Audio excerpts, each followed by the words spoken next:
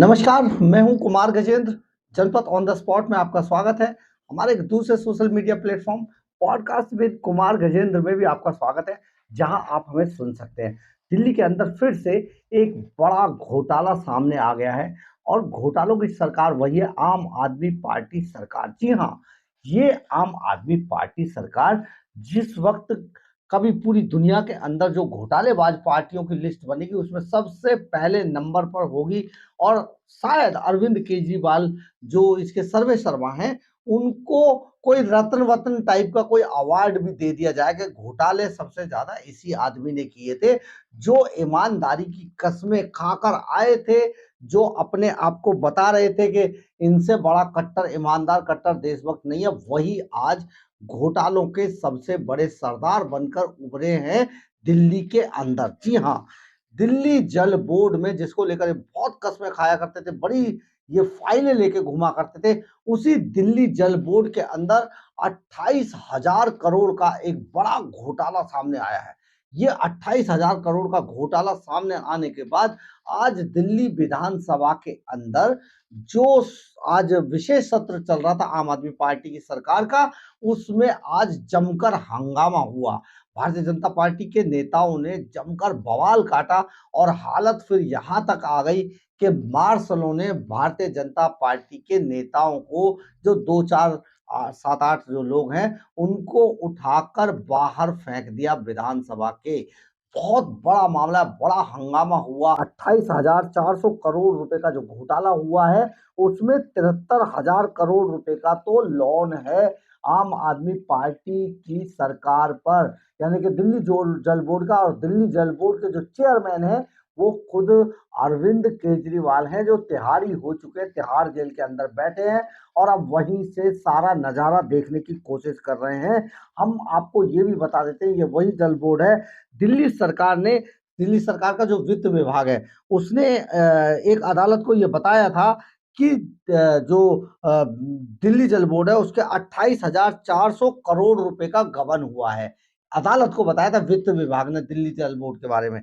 और जो आपको ये भी बता देते हैं कि ये अभी हाल ही में आतिशी मार्लेना जो जल बोर्ड की मंत्री हैं, वो अभी अदालत में अपना फंड मांगने के लिए एक एप्लीकेशन फाइल किया उन्होंने, और उस फंड को कह रही है कि इन्हें हमें और ये फंड दिया जाए। जबकि होता ये है, जो नियम है उसके अनुसार ये होता है कि नया फंड तभी जारी किया जाता है केंद्र सरकार की तरफ से, जब आप पुराने फंड का पूरा हिसाब किताब, पूरा जो ब्यौरा है, वो केंद्र सरकार के वित्त विभाग को जमा करा देते हैं। लेकिन इन्होंने अभी तक, आम आदमी पार्टी के जो लोग हैं, सरकार है, उन्होंने अभी तक कोई ब्यौरा दिल्ली जल बोर्ड के बारे में केंद्र सरकार के जो वित्त विभाग है उसको नहीं दिया, इसलिए इनका फंड नहीं जारी किया गया था। हम आपको ये भी बता देते हैं कि 2021-22 की तो इनके पास जो बैलेंस शीट थी दिल्ली जल बोर्ड की, वही गायब कर दी गई है, वो है ही नहीं।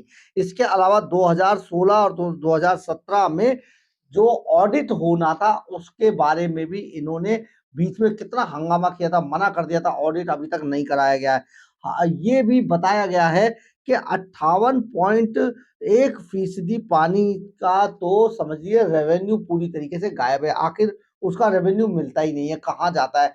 तो ये सारी चीजें जो हुई हैं, उसमें दिल्ली सरकार एक बार फिर से कटघरे में खड़ी हो गई है। आप ये समझ लें कि जब अदालत में ये दिल्ली का जो वित्त विभाग है वो ये बयान दे रहा है कि दिल्ली जल बोर्ड में 28,400 करोड़ रुपए गायब हैं, गबन कर दिया गया है दिल्ली जल बोर्ड की तरफ से, तो आप समझिए हालात कितने गंभीर हैं।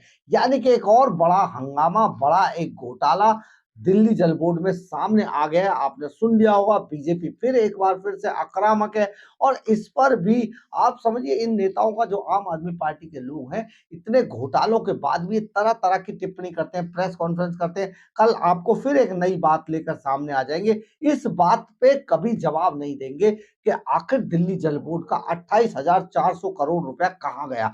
तो ये 28,400 करोड़ रुपया एक बार फिर से दिल्ली सरकार यानी अरविंद केजरीवाल केजरीवाल एंड कंपनी के गले की फांस बनने वाली है। जवाब देते नहीं बन रहा है। और अगर दिल्ली जल बोर्ड को फंड जारी नहीं किया गया तो दिल्ली जल बोर्ड आने वाले दिनों में दिल्ली के लोगों को पानी के लिए तरसना पड़ सकता है। आप समझिए कि आपने किस तरीके के लोगों को चुनकर भेजा था, जिन्होंने आपका कितना सारा पैसा घोटाले के जरिए पी लिया है।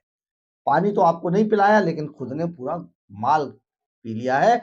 तो ये सारी चीजें अब दिल्ली जल बोर्ड की उठकर सामने आ चुकी हैं। आपको ध्यान देना होगा कि किस तरीके के लोगों को आपने चुनकर सरकार में भेजा है, जो आपकी जो टैक्स की गाड़ी कमाई है उसको लूटने पर लगा हुआ है। अभी एक घोटाले में शराब घोटाला करके अरविंद केजरीवाल तिहाड़ जेल के अंदर बंद है। उनका एक तिहाड़ी दोस्त संजय सिंह अभी छूटकर बाहर आया है, जमानत पर।